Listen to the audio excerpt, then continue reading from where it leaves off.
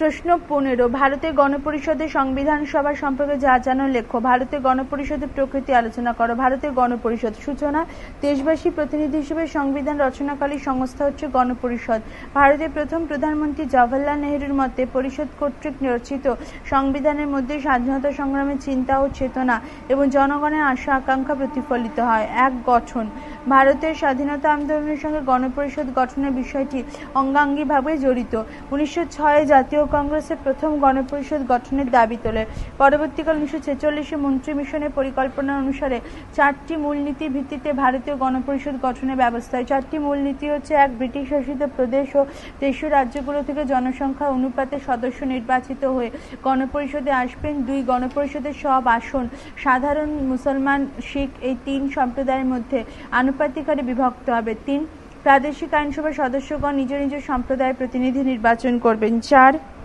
দেশীয় রাজ্যগুলো 93 জন প্রতিনিধি পাঠাতে পারবে। এদের 50% নির্বাচিত, 50% মনোনীত সদস্য হবেন। 2. উদ্দেশ্য: স্বাধীনতা লাভের মধ্য দিয়ে জাতীয় বিপ্লবের কাজ সম্পূর্ণ হলো, সামাজিক বিপ্লব সাধনের কাজ বাকি রয়ে যায়। গণপরিষদ গঠনের মধ্য দিয়ে ভারতের দুঃখ দারিদ্র অবসান ঘটানো, যাবতীয় বৈষম্য লোপ ও শোষণের অবসান ঘটাতে চাওয়ানো হয়। গণপরিষদের সভাপতি রাজেন্দ্র প্রসাদ বলেছিলেন, দুঃখ দারিদ্র অবসান, বৈষম্য, শোষণের বিলোপ এবং সুন্দর জীবনযাত্রার উপযোগী পরিবেশ সৃষ্টি করাই হবে গণপরিষদের লক্ষ্য। 3. সদস্যদের নির্বাচন। গণপরিষদের মোট আসন সংখ্যা ছিল 389 জন। 1946 জুলাই মাসে প্রাদেশিক আইনসভার সদস্যদের দ্বারা পরোক্ষভাবে গণপরিষদ গঠনে নির্বাচন অনুষ্ঠিত হয়। নির্বাচনে গণপরিষদে 296 জন সদস্য নির্বাচিত হয়। নির্বাচনে কংগ্রেস বিপুল সংখ্যাগরিষ্ঠতা লাভ করে। দলগত বিচারে কংগ্রেস 70% আসনে বিজয়ী হয়। গণপরিষদে বহু গণ্যমান্য ব্যক্তি নির্বাচিত হয়ে আসেন। তারা হলেন বল্লভভাই প্যাটেল, জওহরলাল নেহরু, বি.আর. আম্বেদকর, মৌলানা আবুল কালাম আজাদ, চক্রবর্তী রাজা গোপালাচারী, কৃষ্ণস্বামী আয়ার প্রমুখ। 4. কার্যাবলী। 1. সভাপতি নির্বাচন। গণপরিষদের প্রথম অধিবেশন বসে 1946 9 ডিসেম্বর। ডক্টর রাজেন্দ্র প্রসাদ গণপরিষদের প্রথম সভাপতি নির্বাচিত হন। 2. বিভিন্ন কমিটি গঠন। 1947 জানুয়ারি মাসে গণপরিষদের দ্বিতীয় অধিবেশন বসে। সেখানে কয়েকটি উচ্চ ক্ষমতা সম্পন্ন কমিটি গঠিত হয়, যেমন কার্যনির্বাহক কমিটি, কেন্দ্রীয় ক্ষমতা সম্পর্কিত কমিটি, মৌলিক অধিকার বিষয়ক কমিটি ইত্যাদি। স্বাধীনতা লাভের পরই গণপরিষদ বিভক্ত হয়ে ভারতীয় গণপরিষদ ও পাকিস্তান গণপরিষদ নামে 2টি স্বতন্ত্র সংসদের জন্ম হয়। 3. খসড়া সংবিধান প্রণয়ন।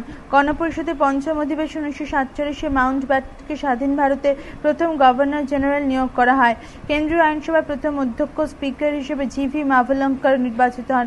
গণপরিষদের প্রথম আইনসভা হিসেবে কাজ শুরু করে। পঞ্চম অধিবেশনের সংবিধানের খসড়া প্রণয়নের জন্য এটি কমিটি গঠন করা হয়। পৃষ্ঠা 271।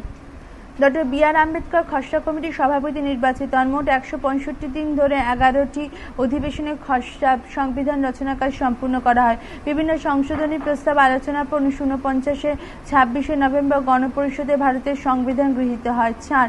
নতুন সংবিধান প্রণয়ন। গণপরিষদের শেষ অধিবেশন অনুষ্ঠিত 1950 26 জানুয়ারি। এই অধিবেশনে নতুন সংবিধান কার্যকর হয়। ভারতের প্রথম রাষ্ট্রপতি নির্বাচিত হন ডক্টর রাজেন্দ্র প্রসাদ।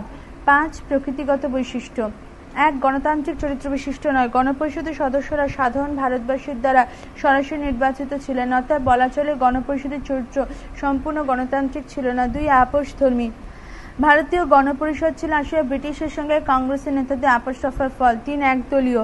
ভারতের বিভাজন হয়ে আলাদা পাকিস্তান রাষ্ট্র সৃষ্টি হলে মুসলিম লীগের সদস্যরা পাকিস্তানে চলে যায়।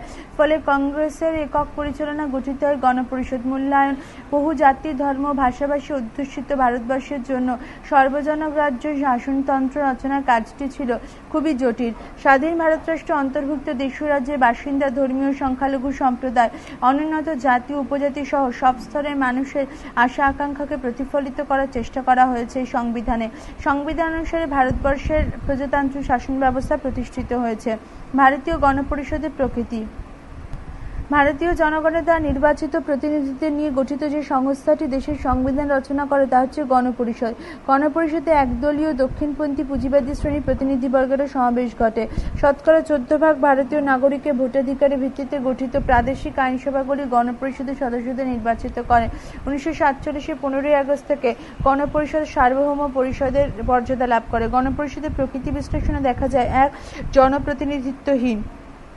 ভারতীয় গণপরিষদকে কোনোভাবেই জনপ্রতিনিধিত্বমূলক বলা চলে না, কেননা সদস্যগণ ভারতীয়দের দ্বারা সরাসরি নির্বাচিত ছিলেন। অর্থাৎ গণপরিষদের সদস্যগণ সর্বজনীন প্রাপ্তবয়স্কের ভোটাধিকারের ভিত্তিতে সরাসরি ভারতীয়দের দ্বারা নির্বাচিত হননি। তাই প্রকৃতিগত বিচারে গণপরিষদ জনপ্রতিনিধিত্বহীন এক পরিষদ। 2. আইনবিদদের প্রাধান্য। গণপরিষদ ছিল আইনবিদদের প্রাধান্য বিশিষ্ট এক পরিষদ।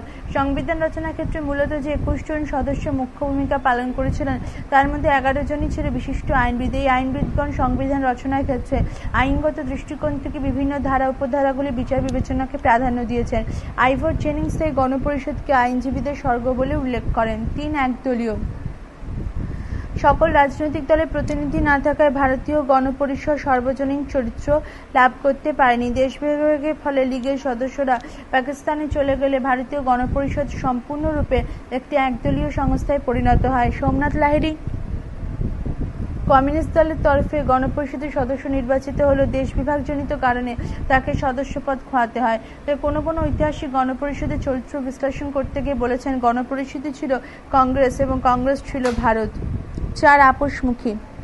ভারতীয় গণপরিষদ ছিল দেশীয় রাজন্যবর্গের সঙ্গে কংগ্রেসের নেতৃবৃন্দের আপোষরফার ফল। গণপরিষদে দেশীয় রাজন্যবর্গের তরফে যোগদানকারী প্রতিনিধিবর্গ সর্বদা সামন্ততান্ত্রিক ব্যবস্থাকে রক্ষা করার প্রয়াস চালাত। এছাড়াও গণতন্ত্রের সঙ্গে প্রতিক্রিয়াশীল সামন্ততন্ত্র আপোষরফার ফলশ্রুতি হিসাবে দেশীয় রাজন্যবর্গের স্বার্থ সুরক্ষিত, যেমন দেশীয় রাজন্যবর্গের ভাতা, খেতাব, উপাধি প্রভৃতি বজায় রাখা অধিকার দান আপোষমুখিতারই নিদর্শন। 5. অগণতান্ত্রিক। দেশীয় রাজন্যবর্গে গণপরিষদের 93 জন সদস্য মনোনয়নের ক্ষমতা দেওয়ার ফলে গণপরিষদ তার গণতান্ত্রিক প্রকৃতি হারায়। দামোদর শরফ শেঠ সমালোচনার সুরে বলেছেন যে দেশবাসীর শতকরা 14 ভাগ কর্তৃক পরোক্ষভাবে নির্বাচিত সদস্যদের নিয়ে গঠিত গণপরিষদ কখনোই সকল দেশবাসীর হয়ে প্রতিনিধিত্ব করতে পারে না। প্রশ্ন 16, মাউন্টব্যাটেন পরিকল্পনা কি? পরিকল্পনার মাধ্যমে কিভাবে ভারত বিভাগ করা হয়? মাউন্টব্যাটেন পরিকল্পনা স্বাধীনতা লাভের জন্য ভারতবাসী তীব্র সংগ্রাম ব্রিটিশকে বাধ্য করে স্বাধীনতা প্রদান দানের প্রশ্নের মীমাংসা করতে। সাম্প্রদায়িক দাঙ্গার অবসান ঘটাতে ব্রিটিশ সরকার দেশভাগ অনিবার্য বলে মেনে নেয়। এই সময় ভারতের নানা প্রান্তে সাম্প্রদায়িকতার আগুন চলছে। পৃষ্ঠা 272। মাউন্টব্যাটেনের একান্ত সচিব জর্জ এবেল তাকে জানান যে ভারতবর্ষ গৃহযুদ্ধের দিকে এগিয়ে চলেছে। জিন্নার পাকিস্তান রাষ্ট্রের দাবি। পৃষ্ঠা 272। জিন্নার পাকিস্তান রাষ্ট্রের দাবি এবং তাতে জওহরলাল ও প্যাটেলের সম্মতি থাকায় মাউন্টব্যাটেন উপদেষ্টা ইসমে ভারতভাগের পরিকল্পনা ব্রিটিশ পার্লামেন্টে পাঠায় 1947 6 মে। পার্লামেন্টে প্রস্তাবটি ভারতীয় স্বাধীনতা আইনরূপে পাশ হয়, যদিও রাজকীয় সম্মতি লাভ করে 1947 18 জুলাই, যা মাউন্টব্যাটেন পরিকল্পনা হিসেবে পরিচিত ছিল। মাউন্টব্যাটেন পরিকল্পনার চূড়ান্ত পরিণাম ছিল দেশভাগ, এক পটভূমি, এক মাউন্টব্যাটেনের আগমন। ভারতে ক্ষমতা হস্তান্তরের কাজ দ্রুত সম্পাদনের জন্য ব্রিটিশ পার্লামেন্ট লর্ড ওয়াভেলের জায়গায় মাউন্টব্যাটেনকে ভাইসরয় নিয়োগ করে ভারতে পাঠায় 22 মার্চ 1947। 2. মাউন্টব্যাটেনের লক্ষ্য। মাউন্টব্যাটেনের লক্ষ্য ছিল অখণ্ড ভারতে। 24 মার্চ থেকে 6 মের মধ্যে তিনি ভারতীয় নেতৃমণ্ডলী ও রাজন্যবর্গের সঙ্গে 133টি বৈঠক করেন, কিন্তু শেষ পর্যন্ত নতুন বড়লাট বুঝে নেন যে ভারত বিভাগ ছাড়া ভারতীয় সমস্যার কোনো সমাধান নেই। এর কাজে বিলম্ব হলে পাঞ্জাব, বাংলা সহ বহু স্থানে হিংসার সাম্প্রদায়িক দাঙ্গা ছড়িয়ে পড়বে বলে আশঙ্কা করে পরামর্শের জন্য মে মাসে তিনি ইংল্যান্ডে যান। ব্রিটিশ সরকারের অনুমোদন নিয়ে ফিরে এসে 3রা জুন তিনি ভারত বিভাগের সিদ্ধান্ত ঘোষণা করেন। তিনি জানান সম্ভবত 15ই আগস্টে 1947 খ্রিস্টাব্দের মধ্যেই ক্ষমতা হস্তান্তর সম্পন্ন করা হবে। মাউন্টব্যাটেনের পরিকল্পনা ও ঘোষণা মাউন্টব্যাটেন প্রস্তাব বা মাউন্টব্যাটেন রেদাদ নামে খ্যাত। 2. বিভিন্ন প্রস্তাব। মাউন্টব্যাটেনের প্রস্তাব বলা হয় যে ভারতবর্ষকে বিভক্ত করে ভারত ও পাকিস্তান নামে 2টি ডোমিনিয়নের সৃষ্টি করা হবে। ডোমিনিয়ন দুটি সম্পূর্ণ স্বাধীনভাবে নিজ নিজ অভ্যন্তরীণ ও বৈদেশিক বিষয়সমূহ পরিচালনা করবে। 2. মুসলিম প্রধান প্রদেশ সিন্ধু, ব্রিটিশ অধিকৃত বালুচিস্তান, উত্তর পশ্চিম সীমান্ত প্রদেশ, পশ্চিম পাঞ্জাব, পূর্ব বাংলা নিয়ে পাকিস্তান গড়া হবে। 3. পাঞ্জাব ও বাংলাকে বিভক্ত করে কোন কোন অঞ্চলকে কোন কোন ডোমিনিয়নের সঙ্গে যুক্ত করা হবে তা নির্ধারণের জন্য একটি সীমানা নির্ধারণ কমিশন ক্ষমতা হস্তান্তরের আগে গঠিত হবে। 4. আসামের শ্রীহট্ট জেলা কোন ডোমিনিয়নের সঙ্গে যুক্ত হবে তা গণভোটে স্থির হবে। 5. দেশীয় রাজ্যগুলো নিজ নিজ রাজ্যে সার্বভৌম ক্ষমতা লাভ করবে এবং ইচ্ছা করলে তারা যে কোনো ডোমিনিয়নে যোগ দিতে পারবে। 6. প্রতি ডোমিনিয়নে নির্বাচিত গণপরিষদ নিজ এলাকার সংবিধান রচনা করবে। 7. যতদিন না সংবিধান রচিত হচ্ছে ততদিন ব্রিটিশ সরকার নিযুক্ত একজন গভর্নর জেনারেল ওই ডোমিনিয়ন থাকবেন। 8. স্বাধীনতা লাভের পর ব্রিটিশ পার্লামেন্টে কোনো আইন ওই 2 ডোমিনিয়নে বলবৎ থাকবে না। প্রতি ডোমিনিয়নে নির্বাচিত আইনসভা নিজ নিজ দেশের জন্য আইন রচনা করবে। উপসংহার। 1757 খ্রিস্টাব্দে পলাশীর যুদ্ধে সম্পূর্ণরূপে বিপর্যস্ত ভারতবর্ষের স্বাধীনতার যে সূর্যাস্ত হয়েছিল, বহু রক্তঝরা সংগ্রামের মধ্যে দিয়ে 190 বছর পর পুনরায় সেই স্বাধীনতার সূর্যোদয় ঘটে। কিন্তু ঐক্যবদ্ধ ভারত দ্বিখণ্ডিত স্বাধীনতা লাভ করে। ডক্টর অমলেশ ত্রিপাঠী তাই বলেছেন যে ভারতবর্ষের স্বাধীনতা মিথ্যা না হলেও তা জন্মসূত্রে প্রতিবন্ধী। মাউন্টব্যাটেন পরিকল্পনার মাধ্যমে ভারত বিভাজন পদ্ধতি। 1.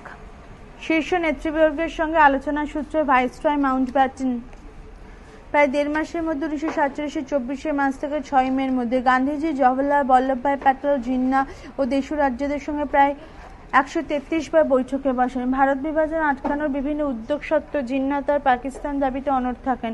জিন্নার সঙ্গে কথা বলে বড়লাটের ধারণা হয় যে তিনি মানসিক বিকারগ্রস্ত, কিন্তু বড়লাটের সদর্থক ইচ্ছার অভাবে এবং জিন্নার একগুঁয়েমির জন্য সকল আলোচনায় ভেস্তে যায়। মাউন্টব্যাটেন উপলব্ধি করেন যে ক্যাবিনেট মিশন বা মন্ত্রী মিশন নির্ধারিত ব্যবস্থাপনার পরিবর্তে বিকল্প পরিকল্পনা রচনা করা দরকার। 2. বলকান পরিকল্পনা রচনার মাধ্যমে। বিকল্প পরিকল্পনা হিসেবে মাউন্টব্যাটেন বলকান পরিকল্পনা অনুসরণ করেন। প্রথম বিশ্বযুদ্ধের পরবর্তী সময়ে অটোমান সাম্রাজ্যের ভাঙনের পর বলকান অঞ্চলে জাতিভিত্তিক একাধিক ক্ষুদ্ররাষ্ট্র উদ্ভব প্রক্রিয়ায় বলকান পরিকল্পনা নামে পরিচিত।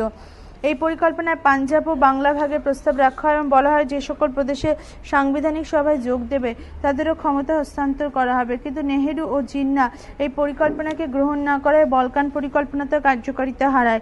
ভারত বিভাজনের সমস্যা আরও জটিল হয়ে ওঠে। প্ল্যান পার্টিশনের রূপায়ণের দ্বারা মাউন্টব্যাটেনে হতোদ্যম না হয়ে দেশভাগ এবং ক্ষমতা হস্তান্তরের মাধ্যমে আরও বেশি জোর দেন। তিনি ভারত বিভাজনের লক্ষ্যে প্ল্যান পার্টিশন নামক এক পরিকল্পনা পেশ করেন। নেহেরু ও ভিপি মেননের সাহায্য নিয়ে তিনি পরিকল্পনা রচনা করেন। এই পরিকল্পনায় বলা হয়, পৃষ্ঠা 273, ভারত ও পাকিস্তান দুপক্ষের ডোমিনিয়ন সরকারের হাতে ক্ষমতা হস্তান্তর করা হবে। 4. ভারতীয় স্বাধীনতা আইন পাশের মাধ্যমে মাউন্টব্যাটেনের প্রস্তাব মেনে ব্রিটিশ সরকার ভারতীয় স্বাধীনতা বিল রচনা করে এবং ব্রিটেনের আইনসভায় পাশ হওয়ায় 16 জুলাইয়ের পর সম্রাট ষষ্ঠ জর্জ বিলটিতে সম্মতি জ্ঞাপন করেন। 18 জুলাই বিলটি আইনে পরিণত হলে বড়লাট মাউন্টব্যাটেন তা কার্যকর করে ইন্ডিয়া ও পাকিস্তান নামে দুটি স্বাধীন ডোমিনিয়নের প্রতিষ্ঠা ঘটান। 5. কংগ্রেস ও লীগের সাহায্য নিয়ে। গান্ধীজি ও মৌলানা আজাদ দেশভাগে ঘোর বিরোধী হলেও নেহেরু ও প্যাটেলের নেতৃত্বাধীন কংগ্রেস কার্যকরী সমিতি শেষ পর্যন্ত ভারত বিভাজনের সায় দিয়েছিল। কংগ্রেসের পাশাপাশি মুসলিম লীগও মাউন্টব্যাটেন প্রস্তাব মেনে নিলে ভারত বিভাজন সম্ভব হয়। আসলে পাঞ্জাব ও বাংলায় হাজারো যে মুসলিম যেভাবে আলাদা রাষ্ট্রের দাবিতে সক্রিয় হয়ে উঠেছিল তাকেই বৈধতা দিয়েছিলেন মাউন্টব্যাটেন। প্রিন্সটন চার্চিলের প্ররোচনায় প্ররোচিত হয়ে জিন্নার নেতৃত্বাধীন মুসলিম লীগ আলাদা পাকিস্তান রাষ্ট্রের দাবিতে অনড় থাকায় মাউন্টব্যাটেনের পক্ষে ভারত বিভাজন করা সহজ হয়। 6. প্রতিক্রিয়া। প্রথম দিকে গান্ধীজি, মৌলানা আজাদ, আব্দুল গফর খান প্রমুখ কংগ্রেস নেতা মাউন্টব্যাটেন পরিকল্পনা দেশভাগের তীব্র বিরোধী ছিলেন। গান্ধীজি বলেন, কেবলমাত্র আমার মৃতদেহের ওপর দিয়ে ভারত বিভাগ হতে পারে। কিন্তু দীর্ঘ গৃহযুদ্ধের পর পৃথক পাকিস্তান রাষ্ট্রের সৃষ্টি হলো। কয়েদে আজম জিন্না সম্পূর্ণ খুশি হতে পারেননি।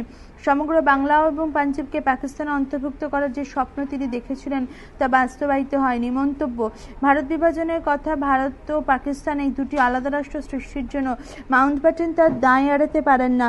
আসলে গৃহযুদ্ধ বন্ধ করার অজুহাতে মাউন্টব্যাটেন সুচতুরভাবে ভারত বিভাজনের পরিকল্পনা রূপায়ণ করেন। এ প্রসঙ্গে মৌলানা আবুল কালাম আজাদ তার ইন্ডিয়া উইন্স ফ্রিডম নামক আত্মজীবনীতে লিখেছেন, মাউন্টব্যাটেন প্রথম পাকিস্তান গঠনে অনুকূলে মত দেন এবং শাসন পরিষদের কংগ্রেস সদস্যদের মনে এই মতলবে বীজ বপন করেন। He pleaded in favor of Pakistan and sowed the seeds of the idea in the minds of the Congress members of the Executive Council.